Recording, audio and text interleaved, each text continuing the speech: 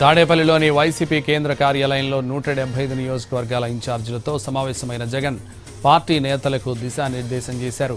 స్థానిక సంస్థల ఎన్నికలకు సంబంధించి కీలక వ్యాఖ్యలు చేశారు. స్థానిక ఎన్నికలను ఎవరు ఆషామాషిగా తీసుకోవద్దని పార్టీ నేతలను ఆదేశించారు. స్వేచ్ఛగా నిష్పక్షపాతంగా ఎన్నికలు జరిగితే ప్రజలు కూటమి ప్రభుత్వానికి వ్యతిరేకంగా స్పష్టమైన తీర్పిస్తారని ఆశాభావం వ్యక్తం చేశారు. చంద్రబాబు స్వేచ్ఛగా నిష్పక్షపాతంగా ఎన్నికలు జరగనివ్వరన్న గత అనుభవం మన ముందు ఉందన్న Jagan MPTC, municipality, ZP chairman, mayor ఎన్నికల్లో అధికార దుర్వినియోగం, దౌర్జన్యాలు, ప్రలోభాలు చూశామని వెల్లడించారు.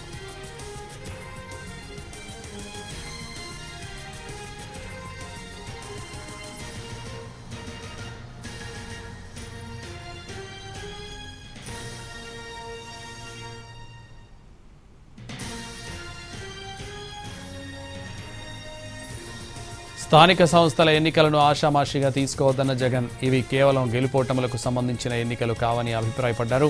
అధికార పార్టీ ఎన్ని దౌర్జన్యాలు చేసినా వైసీపీ నాయకుడు తనతోనే ఉన్నాడనే భరోసా ప్రతి కార్యకర్తకు కలగాలని స్పష్టం చేశారు.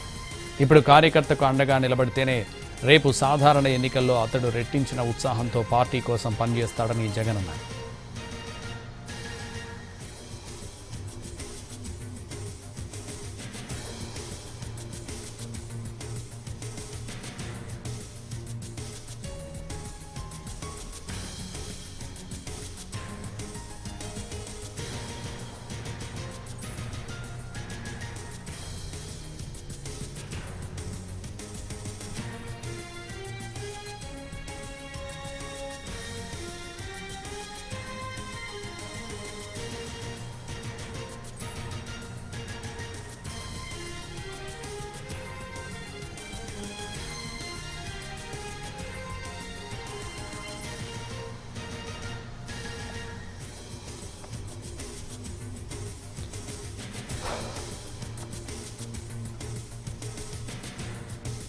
తాడేపల్లిలోని వైసీపీ కేంద్ర కార్యాలయంలో 175 నియోజకవర్గాల ఇన్ఛార్జీలతో సమావేశమైన జగన్ పార్టీ నేతలకు దిశానిర్దేశం చేశారు.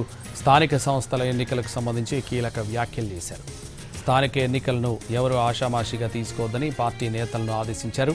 స్వేచ్ఛగా నిష్పక్షపాతంగా ఎన్నికలు జరిగితే ప్రజలు కూటమి ప్రభుత్వానికి వ్యతిరేకంగా స్పష్టమైన తీర్పిస్తారని ఆశాభావం వ్యక్తం చేశారు. చంద్రబాబు స్వేచ్ఛగా నిష్పక్షపాతంగా ఎన్నికలు జరగనివ్వరన్న గత అనుభవం మన ముందు ఉందన్న Jagan MPTC, municipality, ZP chairman, mayor ఎన్నికల్లో అధికార దుర్వినియోగం, దౌర్జన్యాలు, ప్రలోభాలు చూశామని వెల్లడించారు.